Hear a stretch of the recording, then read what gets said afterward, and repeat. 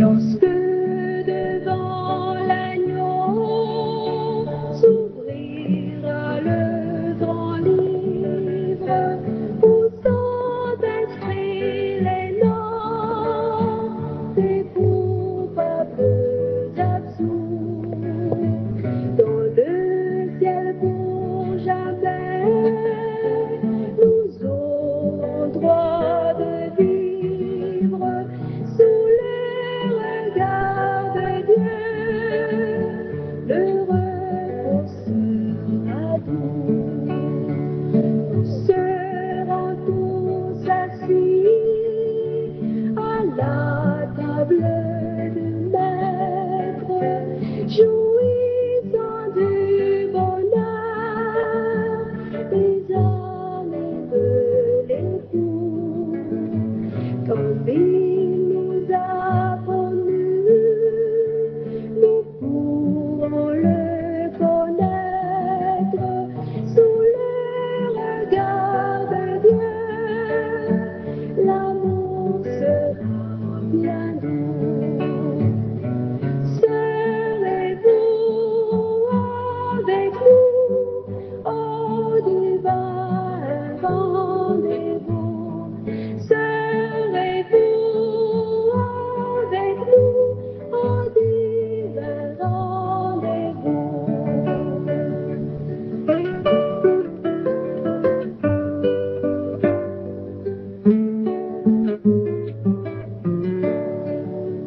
De revoir éternel, nous connaîtrons les charmes pour ne plus le quitter. Nous retrouverons tous les amis dans la mort. Nous coûtera tant de larmes sous le regard de Dieu. Le revoir sera doux. Ouvrez, ouvrez vos cœurs aux appels de la grâce, aux délices du ciel. Dieu vous invite tous, quel que soit le péché, le sang de Christ l'efface. Sous le regard de Dieu, le pardon est bien doux. Venez tous avec nous au divin rendez-vous.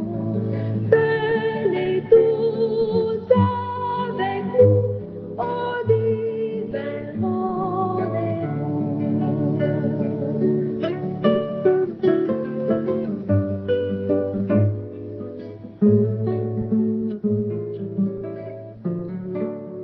Bien-aimés, chers amis, bienvenue à notre 6e présentation de cette série de conférences. Ce soir, nous allons considérer ensemble le sabbat. Le sabbat. L'un des moments les plus heureux dans la vie de l'homme ou de la femme est le jour de leur mariage. Imaginez cette cérémonie de mariage avec tous vos proches, vos bien-aimés, avec votre pasteur, et puis immédiatement après la cérémonie de mariage, l'homme quitte sa femme qu'il vient tout juste d'épouser pour aller vers l'une des dames d'honneur. Donc vous voyez, ces femmes, elles sont tous vêtues de leurs plus beaux vêtements. Nous retrouvons à l'extrême gauche une dame en rose, puis nous retrouvons deux dames consécutives habillées de beige, puis nous retrouvons une qui se démarque, mais qui n'est pas la mariée. Puis nous trouvons les deux autres dames à côté, à l'extrême droite, en rose saumon, puis-je dire. Donc imaginez que la première dame à l'extrême gauche s'appelle lundi, la suivante s'appelle mardi, la suivante s'appelle mercredi, les deux à l'extrême droite s'appellent jeudi et vendredi, mais celle qui se démarque, elle s'appelle dimanche. Et vous dites à votre épouse, à qui vous venez tout juste d'épouser, mais 1 sur 7, quelle différence que cela peut faire. Ainsi en est-il aujourd'hui, bien-aimés. Il y a un jour de repos que l'Éternel a donné, qu'il nous a demandé de sanctifier, mais la chrétienté aujourd'hui nous dit 1 jour sur 7. Quelle différence que cela peut faire. Toujours dans l'analogie du mariage, cela peut-être ne fait pas une différence pour vous, mais pour elle. Comprenez-vous pourquoi, lorsque Dieu dit sanctifier le Saint Sabbat, ça fait toute une différence pour lui. Donc, ce que nous voulons savoir, c'est son origine. Donc, parce que nous retrouvons au sein de la chrétienté et même au sein des gens non religieux, des gens qui disent que le sabbat, c'est une fête juive. Donc, l'origine du sabbat, ce que vous devez savoir, c'est qu'elle remonte à la création, soit 2300 ans avant qu'il n'existât un peuple juif. Et nous retrouvons le verset biblique qui prouve ce fait en Genèse 2, verset 1 à 3, qui nous dit « Ainsi furent achevés les cieux et la terre et toute leur armée. Dieu acheva au 7e jour son œuvre qu'il avait faite, et il se reposa au 7e jour de toute son œuvre qu'il avait faite. Dieu bénit le 7e jour et il le sanctifia parce qu'en ce jour, il se reposa de toute son œuvre qu'il avait créée en la faisant. Bien-aimés, vous pouvez lire la Genèse jusqu'à l'Apocalypse. Vous n'allez jamais vous trouver aucun autre jour où Dieu mit une bénédiction sur un jour. Il n'a pas mis une bénédiction sur le premier jour, sur le deuxième, sur le troisième. Vous pourriez feuilleter toute la Bible au complet. Vous n'allez jamais trouver une journée que Dieu a bénie autre que le 7e jour. Donc la question devant nous, combien de temps dure cette bénédiction? Était juste pour les temps anciens, pour l'Ancien Testament.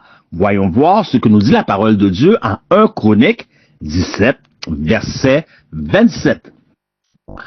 Veuille donc bénir la maison de ton serviteur afin qu'elle subsiste à toujours devant toi. Et écoutez bien, bien-aimés, écoutez bien, car ce que tu bénis, ô Éternel, est béni pour l'éternité.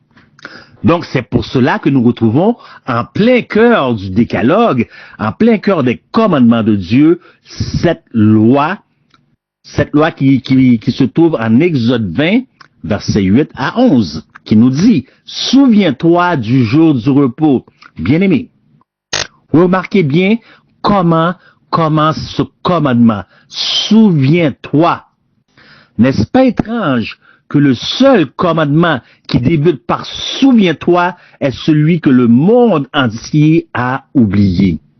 Donc, je poursuis la lecture pour vous. « Souviens-toi du jour du repos pour le sanctifier. Tu travailleras 6 jours et tu feras tout ton ouvrage. Mais le 7e jour est le jour du repos de l'Éternel ton Dieu. Tu ne feras aucun ouvrage, ni toi, ni ton fils, ni ta fille, ni ton serviteur, ni ta servante, ni ton bétail, ni l'étranger qui est dans tes portes, car en 6 jours, l'Éternel a fait les cieux, la terre et la mer et tout ce qui est contenu, et il s'est reposé le 7e jour. C'est pourquoi l'Éternel a béni le jour du repos et l'a sanctifié. Mais la Bible, vous allez me dire, ne cite aucun nom de jour. Donc ça, c'est une réponse qu'on entend souvent.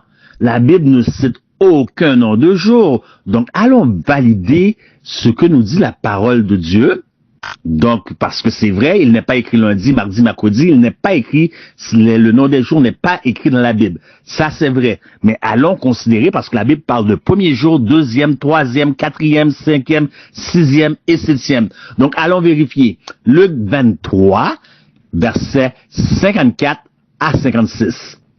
C'était le jour de la préparation, qui est le vendredi, et nous allons le confirmer. Et le sabbat allait commencer. OK? Donc, il y a une journée de préparation, le 6e jour, le sabbat, qui est le 7e jour. Jusqu'à présent, suivez-moi. Verset 55. Les femmes qui étaient venues de la Galilée avec Jésus accompagnèrent Joseph, virent le sépulcre et la manière dont le corps de Jésus y fut déposé. Verset 56. Et, s'en étant retournées, elles préparèrent des aromates et des parfums. Puis elles se reposèrent le jour du sabbat, samedi selon la loi. Maintenant, le plus important, Luc 24:1. Le premier jour de la semaine, elles se rendirent au sépulcre de grand matin, portant les aromates qu'elles avaient préparés. Le premier jour de la semaine. Quel est le premier jour de la semaine? Nous savons que le premier jour de la semaine est dimanche. Donc, Luc 24:1 parle de la résurrection de Jésus. Quelle journée Jésus a-t-il ressuscité? Il a ressuscité le premier jour, le dimanche. Donc maintenant, considérons le jour de la préparation, vendredi, le sabbat, samedi, le premier jour, dimanche. C'est l'histoire connue pour toute l'humanité. Donc, il est facile ici de retracer les jours, puisqu'ils n'avaient pas été nommés par nom, mais par numéro. Donc, qu'est-ce que nous voulons voir maintenant? C'est l'ordre des événements. The order of events. Donc, vendredi, Friday, la journée de préparation, Preparation Day. Saturday, samedi, la journée du sabbat. Sunday, premier jour de la semaine, first day of the week, Jésus a ressuscité. Remarquez le jour du sabbat où se trouvait Jésus. Il se reposait dans la tombe. Nous avons vu que la mort est un repos, c'est comme un sommeil. Allons valider maintenant avec les calendriers. Quel est le premier jour de la semaine sur les calendriers? Le premier jour est dimanche. Vous voyez Sunday, Monday, Tuesday, Wednesday, Thursday, Friday, Saturday. Le premier jour de la semaine est dimanche et le 7e est le sabbat, samedi ou Saturday, sabado en espagnol.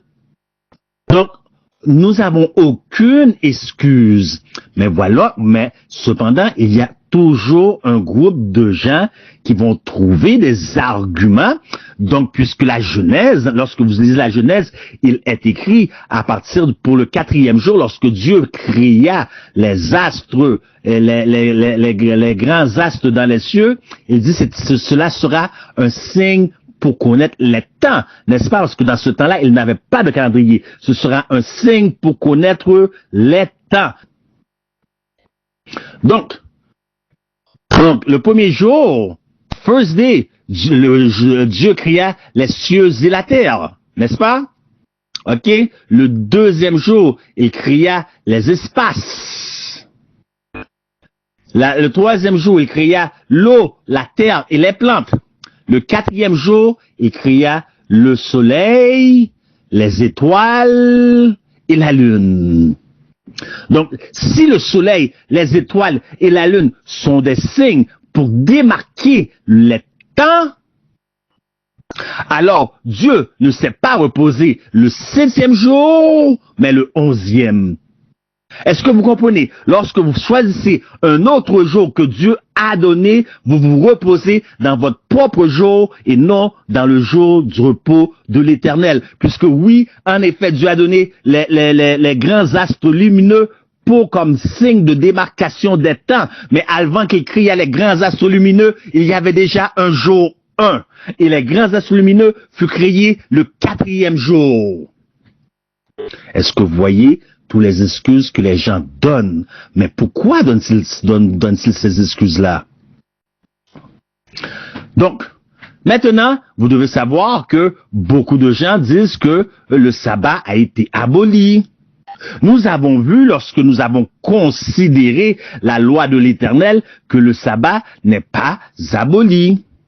Ici, nous voyons Jésus qui va donner une prophétie qui doit se produire 40 ans plus tard dans le futur. Matthieu 24, verset 20, et il dit, priez pour que votre fuite n'arrive pas en hiver ni un jour de sabbat. Si le sabbat allait être aboli, il n'aurait jamais dit ni en hiver ni un jour de sabbat. Est-ce que vous comprenez?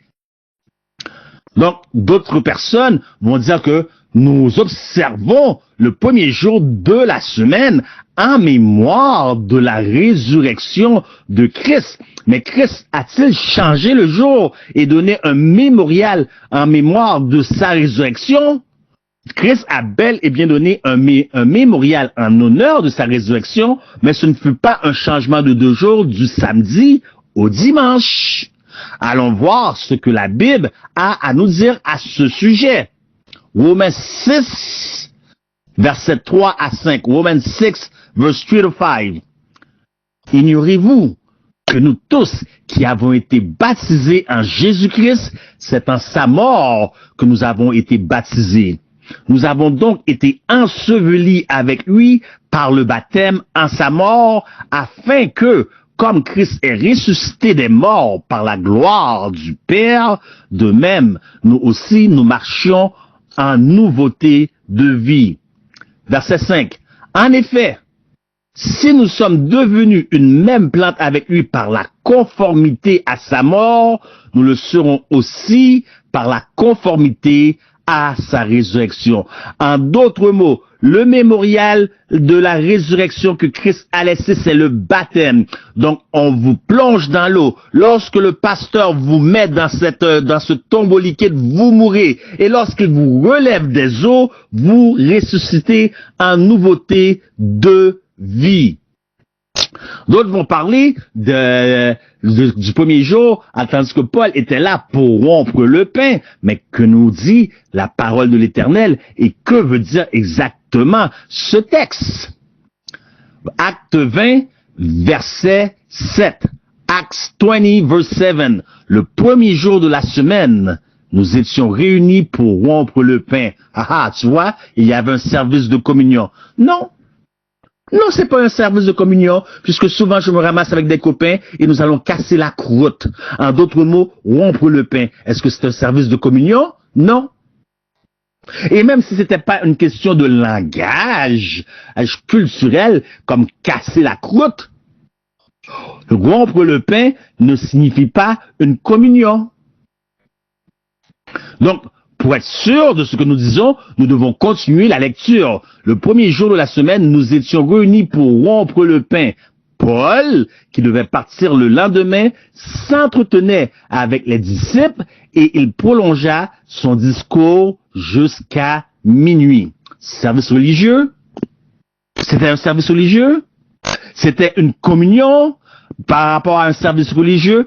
Quand est-ce, si c'est un service religieux, du dimanche, par exemple, parce que c'est ce que les gens veulent nous faire croire, quand est-ce êtes-vous allé à l'église un dimanche et le culte, la messe a débuté à 9h30, 10h30 ou 11h le matin et que vous êtes ressortis de l'église, de la cathédrale à minuit? Quand est-ce? Je suppose pas une fois que vous êtes rentrés du matin au soir. Pas une fois. Donc, de quoi est-il question ici? Il est clair, Paul devait partir, donc il s'entretenait avec les disciples pour une dernière fois comme discours d'au revoir, et il prolongea son discours jusqu'à minuit. Il cassait la croûte avec ses disciples, bien-aimés. Donc, s'il cassait la croûte avec ses disciples et il prolongeait son discours jusqu'à minuit, donc ce texte ne parle pas du dimanche, mais du samedi soir, après le coucher du soleil. Comment le savons-nous? Laissons les écritures, comment je peux dire ça? Débloquer les Écritures. Donc, les Écritures devraient être une clé pour ouvrir une porte pour comprendre d'autres passages. Allons voir la création, comment se déroula la création. Genèse, chapitre 1er, verset 5. Dieu appela la lumière jour, il appela les ténèbres nuit. Ainsi, il y eut un soir, écoutez bien, il y eut un soir et un matin, ce fut le premier jour. Par quoi commence le jour? Par quelle fraction, partie commence une journée? Il y eut un soir et il y eut un matin, ce fut le premier jour. Mais c'est peut-être une erreur des éditeurs. Une fois n'est pas coutume. Donc, allons voir au verset 8. Dieu appela l'étendue ciel et il y eut un soir, il y eut un matin, ce fut le second jour. Verset 13. Ainsi, il y eut un soir, il y eut un matin, ce fut le troisième jour. Verset 19. Ainsi, il y eut un soir, il y eut un matin, et ce fut le quatrième jour. Verset 23. Ainsi, il y eut un soir, et il y eut un matin, ce fut le cinquième jour. Verset 31. Dieu vit que tout ce qu'il avait fait, et voici, cela était très bon. Ainsi, il y eut un soir et il y eut un matin, ce fut le sixième jour. Donc, Paul étirera son discours jusqu'à minuit. Donc, nous étions déjà samedi soir. Donc, samedi soir, on change de jour, on devient dimanche, le premier jour, puisque les journées commencent au soir jusqu'au matin. Donc, il y eut un soir, un matin. Donc, allons voir un dernier texte qui se réfère au premier jour de la semaine. 1 Corinthiens 16, verset 2. Que chacun de vous, le premier jour de la semaine, mette à part chez lui ce qu'il pourra, excusez-moi, selon sa prospérité, afin qu'on n'attende pas à mon arrivée pour recueillir les dons. À qui fait-on des dons? À des gens dans le besoin, n'est-ce pas? Donc, il est question de donation ici, il est question de dons. Que chacun de vous, le premier jour, le dimanche, mette à part chez lui ce qu'il pourra. Bien-aimé, nous avons eu ici même au Québec, Canada, plusieurs catastrophes naturelles. À Saint-Jean-sur-le-Richelieu, à d'autres endroits, entre autres, au lac Saguenay. Nous avons eu plusieurs catastrophes naturelles et c'est dans un élan de générosité que les gens donnaient des donations. D'ailleurs, il y a eu des catastrophes naturelles en Haïti et plusieurs personnes, plusieurs nations se sont mis ensemble pour faire des donations. Et Paul avait reçu, comment je peux dire ça? Pas avait reçu, mais savait qu'il y allait avoir quelque chose qui devait se produire puisque cette catastrophe avait été prédit auparavant par un prophète du nom d'Agabus qu'il y aurait une famine à Jérusalem. Et lorsque la famine est arrivée, Paul a écrit pour aviser, lorsque je viendrai, n'attendez pas après moi. Préparez à l'avance, comme ça va aller plus vite. J'aurais juste à les ramasser. Préparez à l'avance les dons que vous allez, comme ça, j'ai juste à les recueillir. Il faut mettre le texte en son contexte qu'il y avait eu une famine. Donc, bien-aimés, nous venons de voir ensemble plusieurs textes. J'aurais pu en citer plusieurs autres. J'aurais pu en citer une multitude. Ce n'est pas mon point aujourd'hui.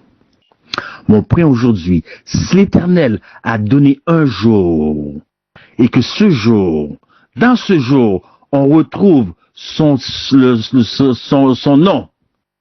Donc, c'est le sceau de Dieu. Son nom, c'est l'Éternel. Son titre, c'est Créateur. Sa juridiction, c'est les cieux et la terre. Cela signifie que l'homme n'a aucun droit de changer cela. La question devant nous aujourd'hui, quelle en est l'importance? D'où vient l'origine du dimanche? C'est la question qui est devant nous. Comment tout cela a débuté? Y a-t-il une autre puissance que peut-être vous ignorez derrière l'adoration du premier jour? Y a-t-il un esprit derrière l'adoration du premier jour? Un esprit qui se relie à une puissance derrière l'adoration du premier jour qui s'appelle la puissance de l'Antéchrist. Nous allons tout vous révéler cela dans 2 jours. Excusez-moi, 3 jours.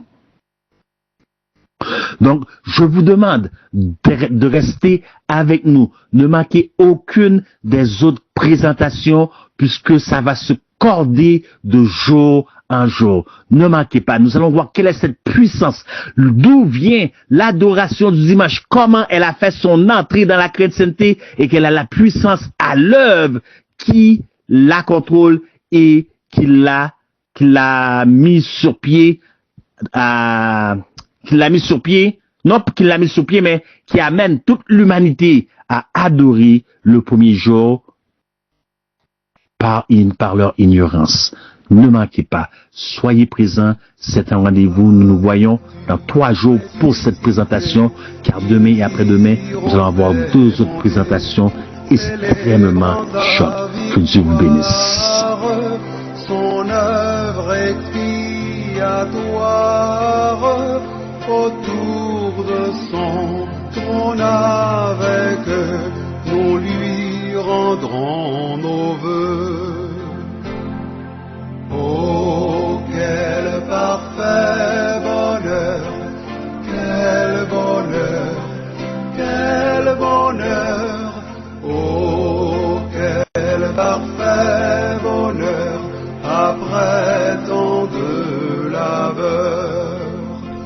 Pour toujours réunie, l'Église en sa patrie entonnera Alléluia, gloire à toi Jéhovah.